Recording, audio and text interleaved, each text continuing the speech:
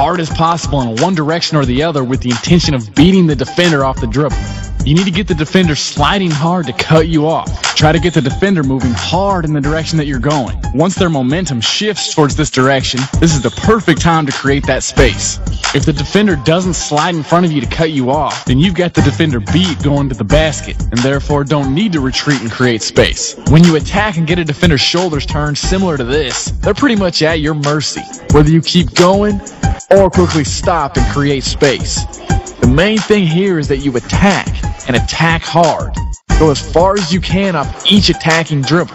Attack and react.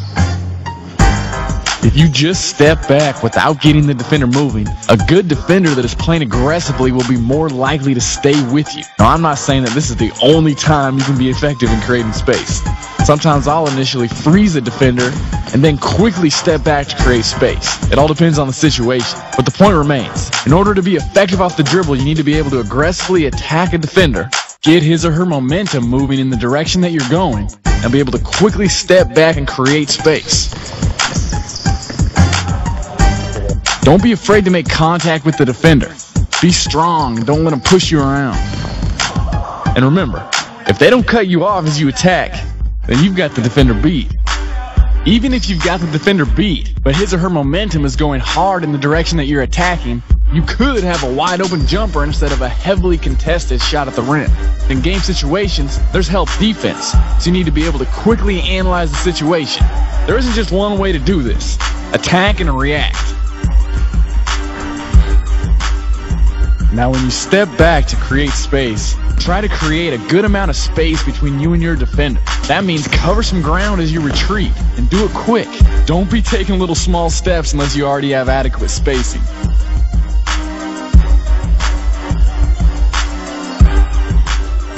After the space is created, you can pull up for a jump shot or initiate a move.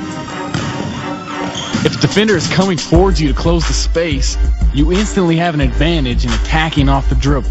Retreat moves can also be used to create enough separation to get the 5-second count off you. In high school and college, they count 5 seconds when you're closely guarded.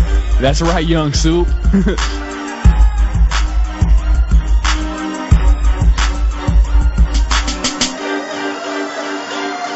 Make sure to keep your eye on the referee to see if you've created enough space to stop his or her count.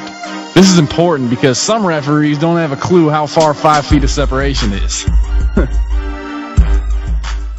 In this short video, I showed you the main techniques that need to be utilized in order to effectively create space off the dribble.